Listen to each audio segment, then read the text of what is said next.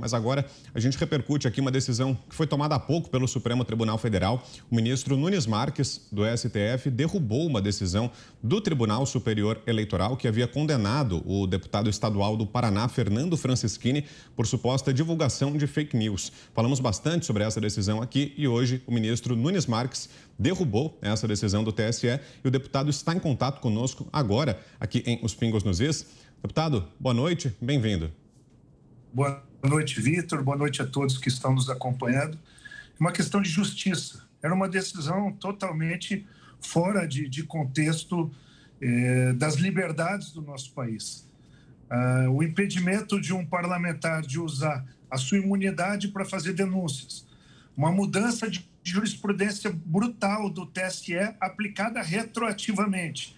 Então, eu tinha total segurança que o Supremo Tribunal Federal, hoje na figura do nosso ministro que foi relator do meu caso, o ministro Cássio Nunes, iria fazer justiça.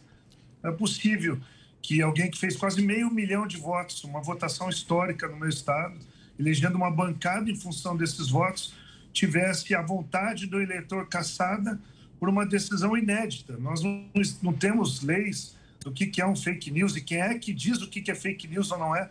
Então, Vitor, para mim, a justiça foi feita no dia de hoje.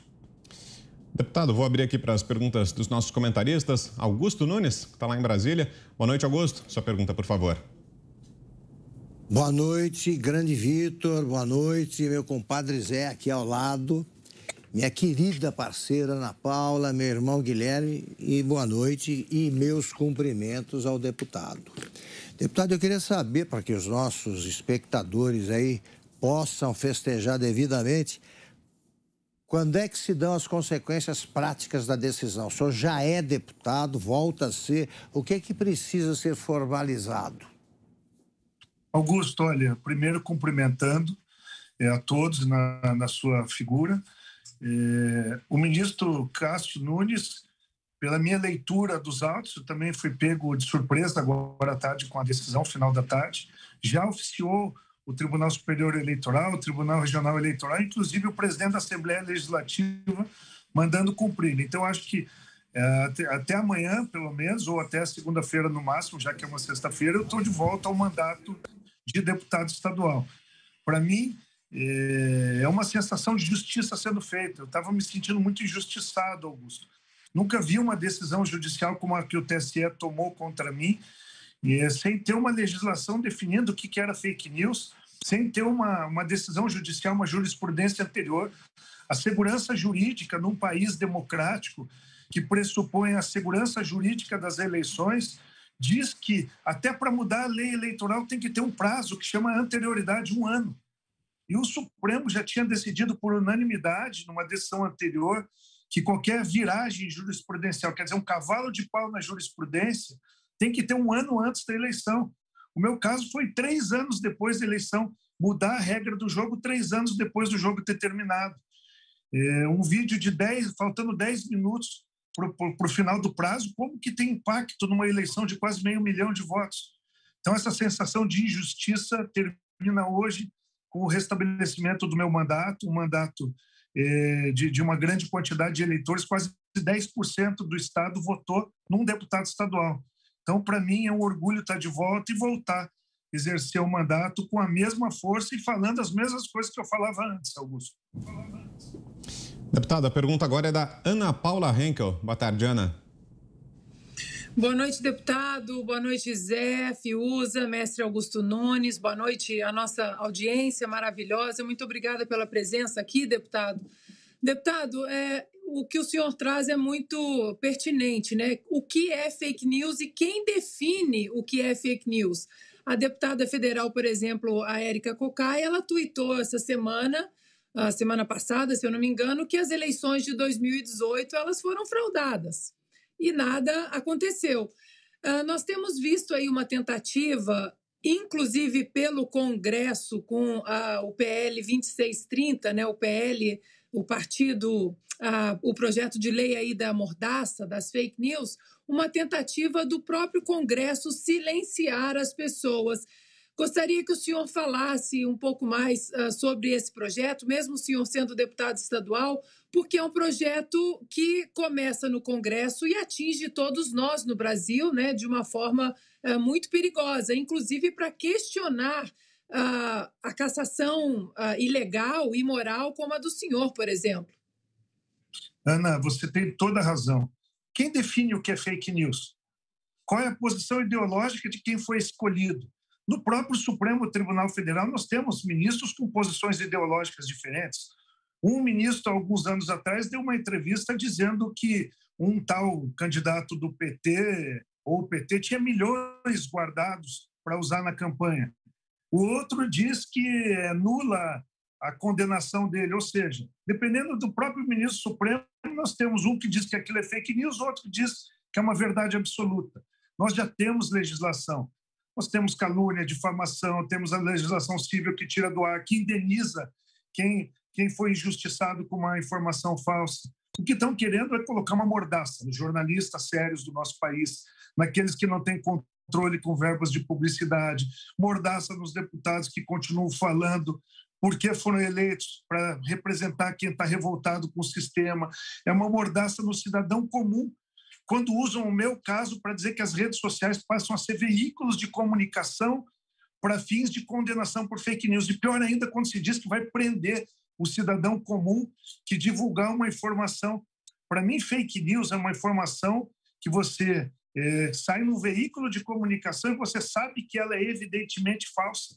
Agora, a opinião pode ser fake news. A opinião da Ana Paula é um e a opinião da Érica Cocai é outro. Quer dizer, se a opinião for divergente, uma das duas está cometendo fake news. Nosso país está avançando em algo que os Estados Unidos sepulta há muitos anos com emendas à sua Constituição, se eu não me engano, a emenda número 9, que é a garantia absoluta de liberdade. Eu trago de uma maneira inédita para todos vocês um projeto que eu passei 8 meses trabalhando nele, que eu vou apresentar amanhã na Assembleia, no primeiro dia que eu pisar.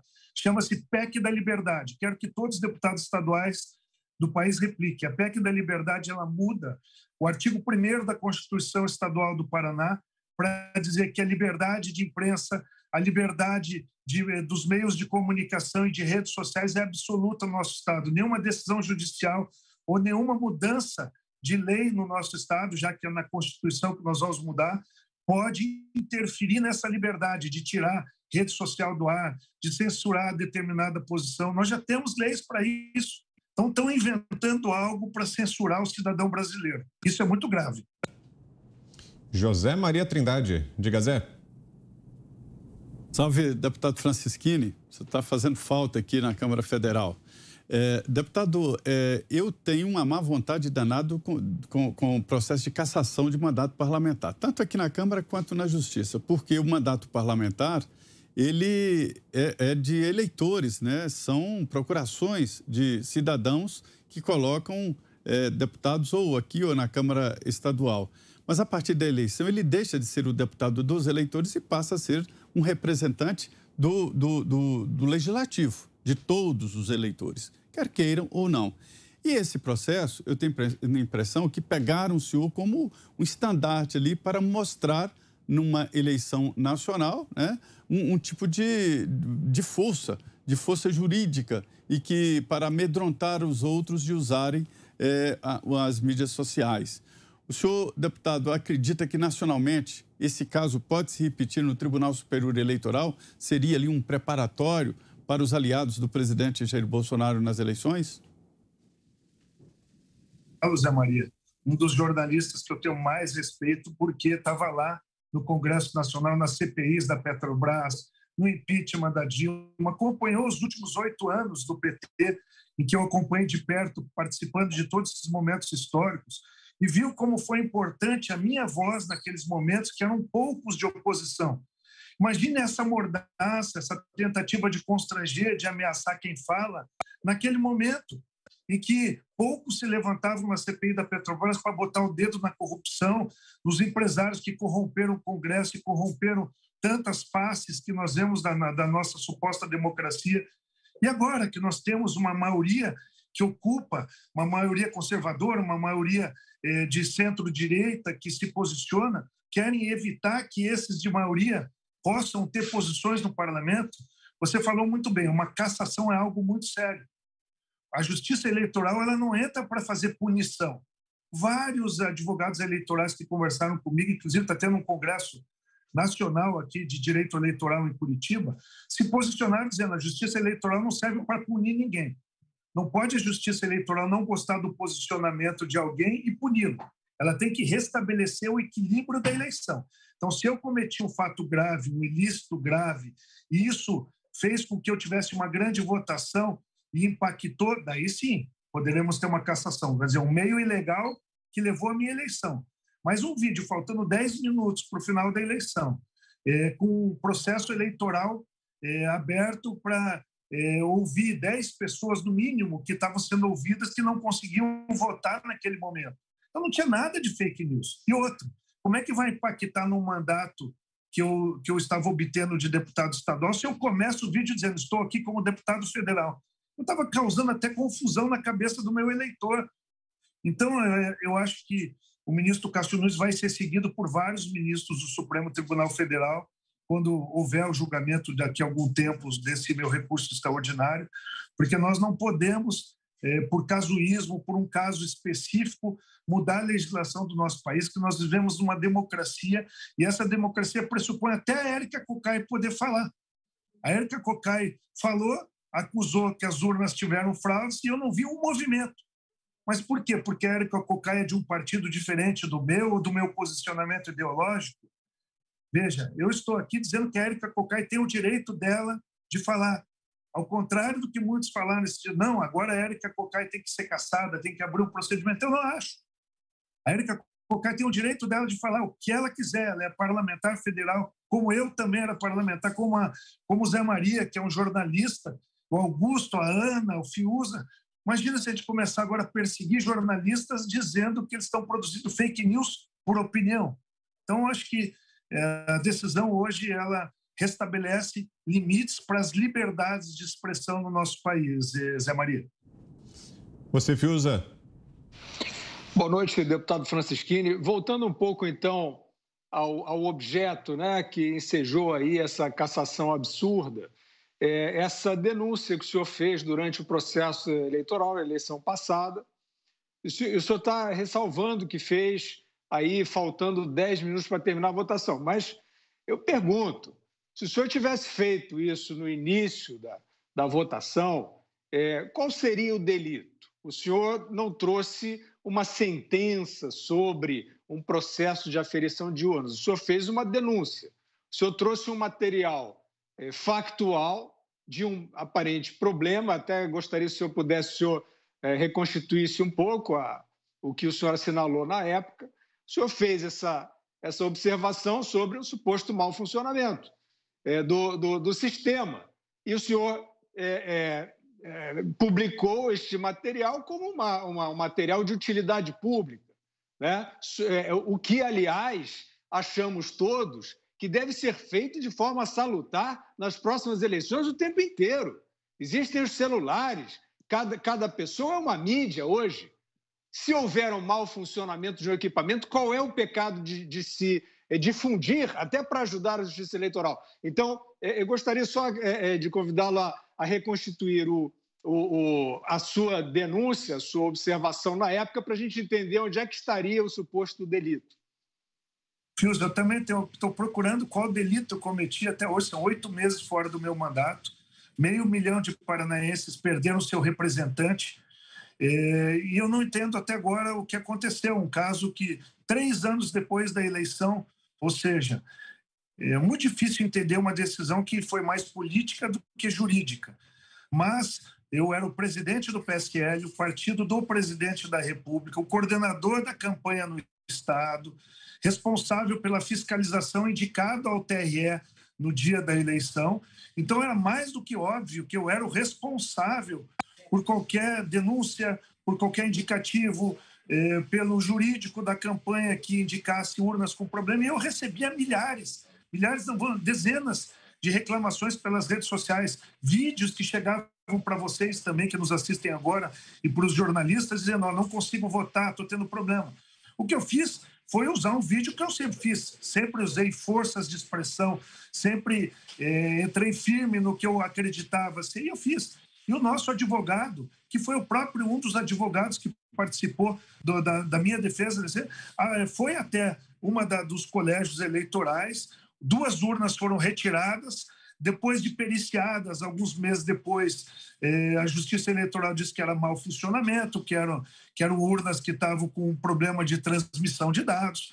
Então, eu fico procurando o que eu fiz para ser cassado, o que quase 500 mil paranenses fizeram para perder o seu representante. Eu acho que o TSE tem que caçar aqueles, daí, Fiuza, respondendo a tua pergunta, que abusam do poder econômico, dinheiro para comprar voto, uma superestrutura de comunicação em veículos grandes na TV, em que ele usou um veículo de comunicação para obter os votos. Agora, você usar as redes sociais, faltando 10 minutos, para você trazer uma situação fática e sendo representante legal que deveria ter a obrigação de fazê-lo, eu não enxergo isso, mas eu tenho certeza que com essa decisão do ministro Cássio Nunes, vários ministros do STF vão segui-lo quando do julgamento do mérito definitivo desse caso. É uma questão de manter as liberdades do nosso país, você gostando ou não gostando da opinião daquela pessoa, ou você passar a ter um país que se diz democrático,